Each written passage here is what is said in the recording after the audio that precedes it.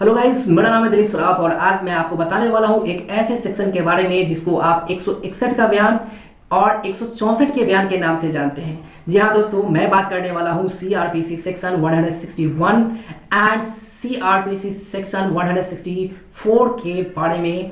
एक सटीक और सही जानकारी जो आपको काफ़ी मदद करने वाली है अपने कॉन्सेप्ट को क्लियर करके इसको आसानी से समझने के लिए।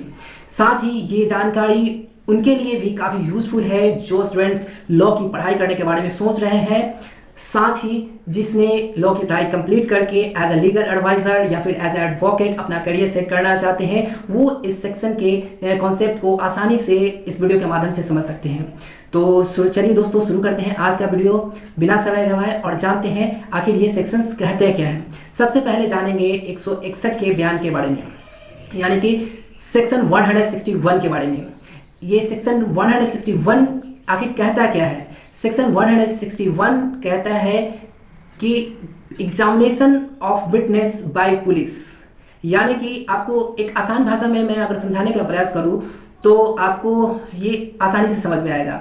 आपने अक्सर देखा होगा कि जब कोई घटना होती है तो जांच पड़ताल के लिए पुलिस आती है और सारे एविडेंस और सारे जो विटनेस होते हैं उसके बयान दर्ज किए जाते हैं। जब कोई घटना होती है तो उसके कुछ प्रत्यक्ष और अप्रत्यक्षदर्शी होते हैं जो उस घटना के बारे में देखा और सुना होता है। तो 161 का जो सेक्शन है उसकी के अंतर्गत ये इन्वेस्टिगेटिंग ऑफिसर, जिसको शॉर्ट में आईओ कहा जाता है, वो उसको अधिकार दिया गया है कि आप जो विटनेस है उससे मौखिक रूप से पूछताछ करके उस घटना से संबंधित सारे जो एविडेंस है, उस सारे जो फैक्ट्स है, सारे तथ्य हैं, उसको आप अपने केस जो डायरी होती है उसमें आपको मेंशन करना होता है, जो इस केस को सुलझाने में मदद करता है। तो मुझे उम्मीद है कि ये सारी चीज़ें आपको समझ में आ गई होंगी।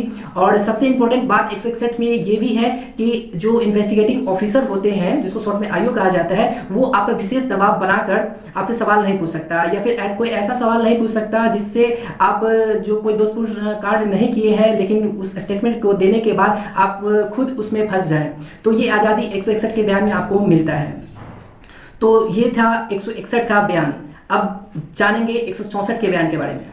दोस्तों, सेक्शन 164 सीआरपीसी के अंतर्गत जो सेक्शन बनाए गए हैं वो ये कहता है कि जो भी विटनेस है उनको अपना एक धारा 164 के अंतर्गत अपना बयान किसी भी मजिस्ट्रेट के सामने, जुडिशियल मजिस्ट्रेट या फिर मेट्रोपॉलिटन मजिस्ट्रेट के सामने रिकॉर्ड कराना होता है। साथ ही आपने कई बार ऐसा देखा होगा कि जो इन्वेस्टिगेटिंग ऑफिसर है वो गवाह पर दबाव बनाकर कई बार गलत स्टेटमेंट, गलत बयान दर्ज करवा लेती है। तो 164 का जो बयान होता है वो आपको आज़ादी देता है कि मजिस्ट्रेट के सामने जो रियल फैक्ट्स है वो आप रिकॉर्ड करा सकते हैं और अपना जो भी कन्फेशन है उसको भी कभी भी रिकॉर्ड करा सकते हैं। आपको वहाँ पर पूरी स्वतंत्रता, पूरी आज़ादी मिलती है अपनी बात को रखने का। तो 164 धारा जो है वो आपको मजिस्ट्रेट के सामने पूरी आज़ादी के साथ अपने बयान, अपने कन्फेशन रिकॉर्ड कराने का पूरा मौका देती है कि बिना किसी दबाव के, बिना किसी प्रभाव के। और एक बात इसमें ये है कि 164 के जो बयान होते हैं, 164 जो सेक्शन है उसके अंतर्गत आप एक बार मजिस्ट्रेट के सामने जो स्टेटमेंट दे देते हैं फिर आप उस चीज़ से मुकर नहीं सकते हैं। तो इसीलिए जब भी आपका 164 का बयान हो तो आप पूरी कोशिश करें कि जो सही फैक्ट्स है वो आप मजिस्ट्रेट के सामने अपना बयान रिकॉर्ड कराएं।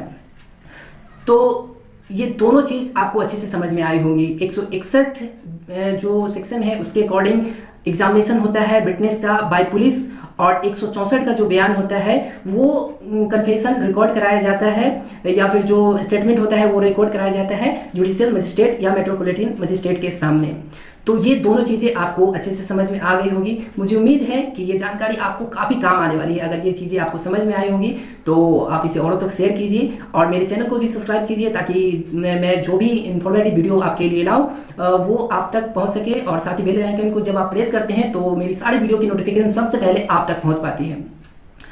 तो मुझे उम्मीद है कि आप मेरे चैनल को सब्सक्राइब करेंगे और साथ ही इसे और तक शेयर करेंगे और मेरे चैनल पर बने रहेंगे। मैं इसी तरह आपके लिए यूज़फुल वीडियो लाता रहूँगा। तो दोस्तों, मिलते हैं किसी और वीडियो के साथ, तब तक के लिए जय हिंद दोस्तों।